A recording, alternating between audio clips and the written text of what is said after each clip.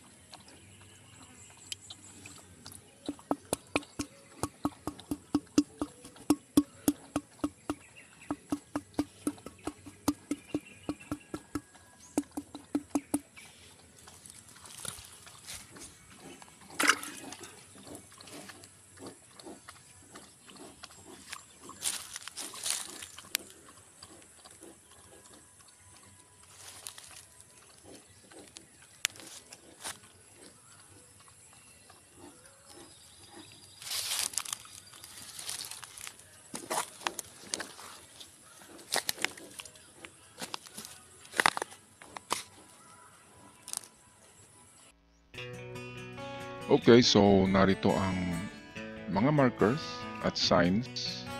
Meron tayong maliit na turtle na nakaharap doon sa butas. Makikita yan natin dito. Ito yung tumutunog na bato na parang hollow ang tunog niya, at ito rin ang turtle, which is naka-point siya sa banda rito, at itong circle naman ay nakaharap dyan sa southeast. Okay, ang harapan nito ay ganito, malalim na butas at merong linya. So ito ay kapag ganito butas at may line sa baba, ito ay treasure under or treasure in front. Okay, kaya nga lang ay matulis ang bato na yan, parang heart shape ang tulis niya. Mamaya natin yan balikan. Unahin muna natin itong dalawang medyo nahiwalay, medyo malayo, kasi ito yung una na signs. Tinatawag ko na signs kasi maliliit, pero kapag malalaki tinatawag ko na yan na marker.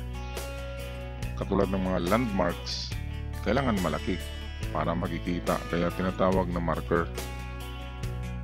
Okay, meron siyang parang puso na butas, parang heart shape, o di kaya baka butas lang talaga yan na bilog.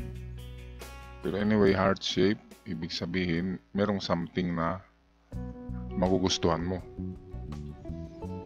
Okay, at cross. So cross ay pwedeng plus ito. Pwedeng plus ito kung mahaba na ganito. Pwede ring cross. So meron tayong, kung plus yan, meron tayong 10. So 10 metro or 10 feet. 10 talampakan or 10 metro. So kung 10 talampakan, yan ay 3.5 or 3.2 meters. So meron tayong distansya galing dito sa cross na 3.5 to 10 meters. So dalawang test dig.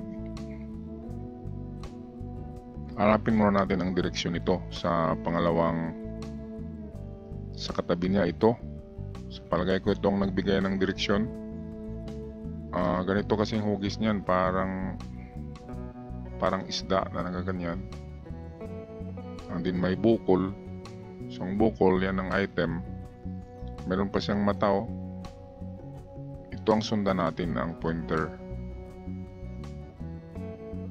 So galing dito, kung narito man yung bato na mayroong plus at puso, so ito ang sundin natin na pointer kasi magkatabi itong dalawa. Ito. So ang pointer niya ay ang uso. Align lang yan dito sa buntot, ganyan.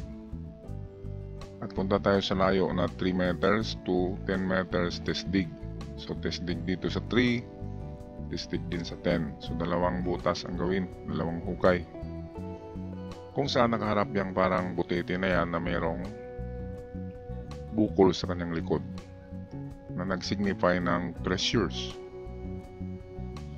Ngayon punta natin tong magandang mga signs. Maliit na turtle, parang ito yung nakita ko dun sa bundok na pinuntahan namin. Nagturo siya mismo, nagpoint dito sa hollow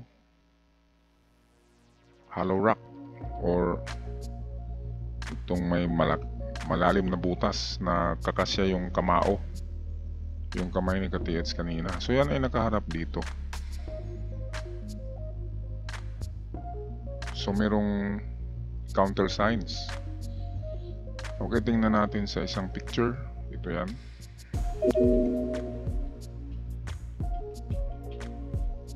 Okay, so target natin yung ulo ng turtle dito, tumama. And then itong hole ay nakaharap dito, Pero ang hugis naman ng bato ay matulis. Pero doon din nakaharap sa opposite direction. Kaya meron tayong dalawa na direksyon na puntahan. Pero unahin natin itong dito kung saan nakaharap itong butas. So merong malaking hiwa dyan.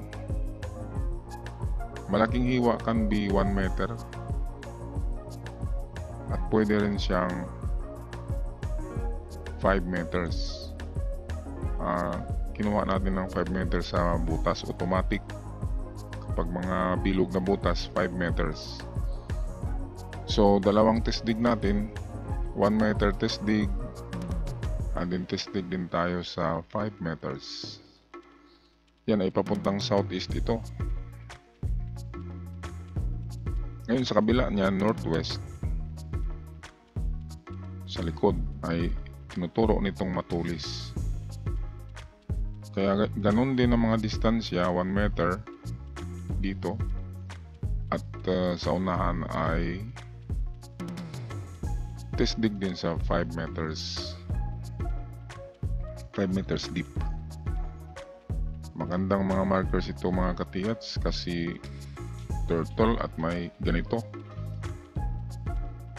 Ito yung harapan, matulis din pala itong harapan.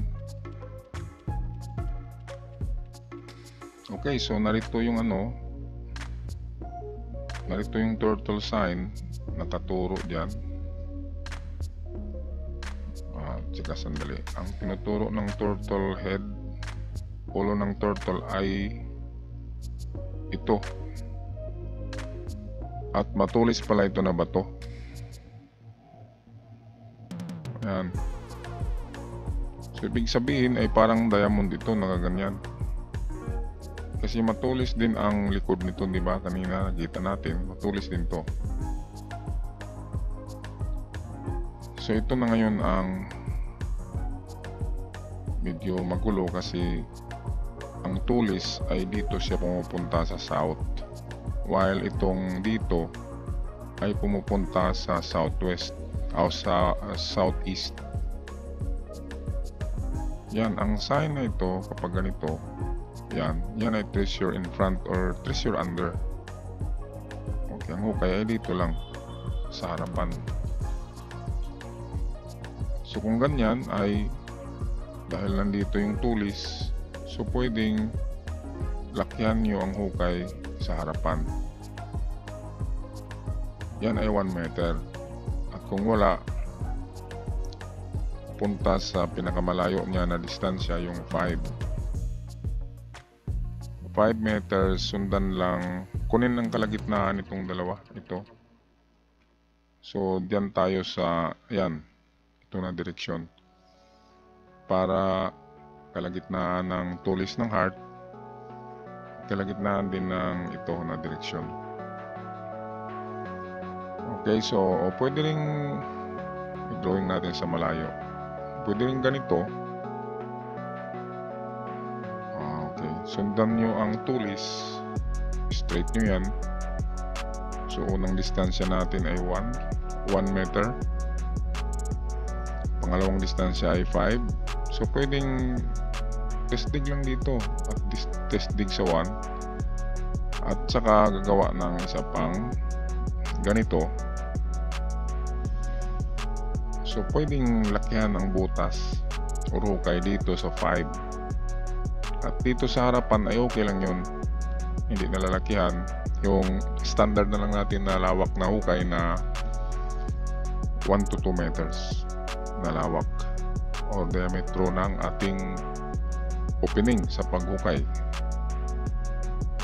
Okay, so yan lang aking pag-analyze mga ka-TH partially sa inyong mga signs and markers na nariyan sa inyong kabundukan. Mga magandang markers yan. Kaya good luck na lamang sa inyo at ingat kayong lahat dyan palagi. Until my next video, paalam na mga ka-TH.